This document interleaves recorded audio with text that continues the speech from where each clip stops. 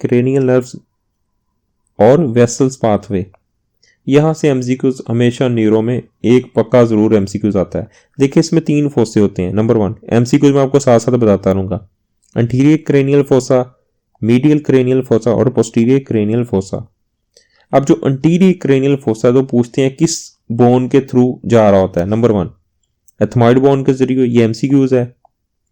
इस तरह medial cranial fossa sphenoid bone के थ्रू जा रहा होता है और जो पोस्टीरियर क्रेनियल फोसा ये टेम्पोरल और ऑक्सीपिटल दोनों बोनों में से एक बोन के दरमियान जा रहा होता है थ्रू टेम्पोरल या ऑक्सीपिटल। यहां से एमसीक्यू आता है एंटीरियर क्रेनियल फोसा में बेसिकली क्या होती है आपकी क्रिब्रिफॉर्म प्लेट होती है। ये बेसिकली आपकी क्रिब्रिफॉर्म प्लेट है। इसका मकसद क्या है, यहां से क्रेनियल नर्व 1 पास करती है। ये एमसीक्यूज आता है कि बेसिकली एंटीरियर क्रेनियल फोसा से कौन सी नर्व पास करती है, क्रेनियल नर्व 1।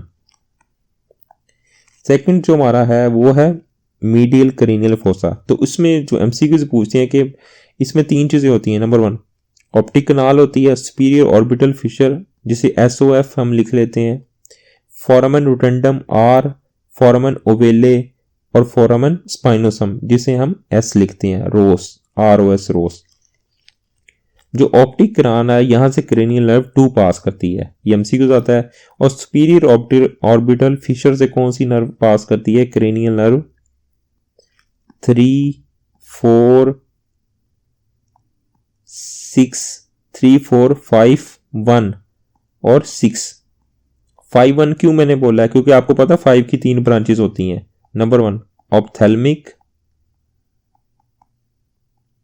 दूसरी क्या आपकी मैक्सिलरी, थर्ड हमारे पास क्या होती है इसकी ब्रांच मैंडिबुलर।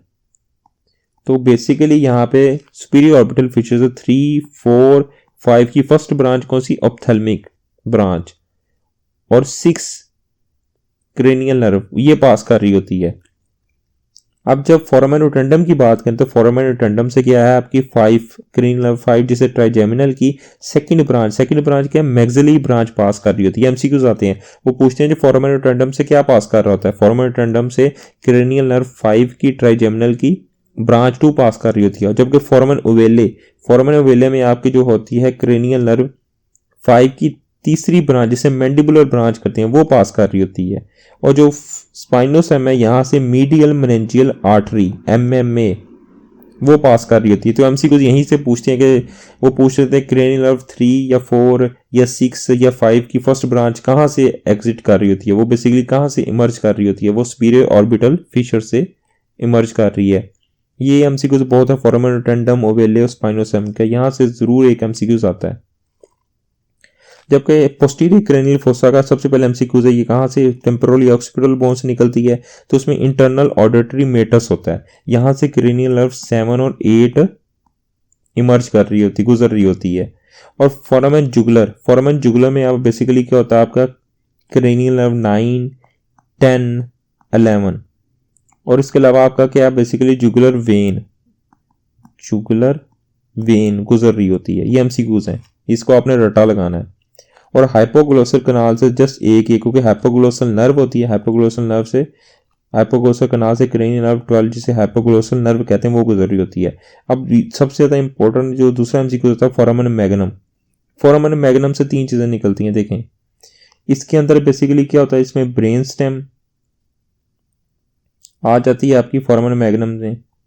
दूसरा क्या होता है, इसमें वर्टिबल आर्टरीज आ जाती हैं आपकी फोरामेन मैग्नम को पास करके जा रही होती हैं। इसके अलावा अगर क्रेनियल नर्व जो है आपका 11 का, क्रेनियल नर्व 11 का जो स्पाइनल रूट होता है वो फोरामेन मैग्नम में होता है।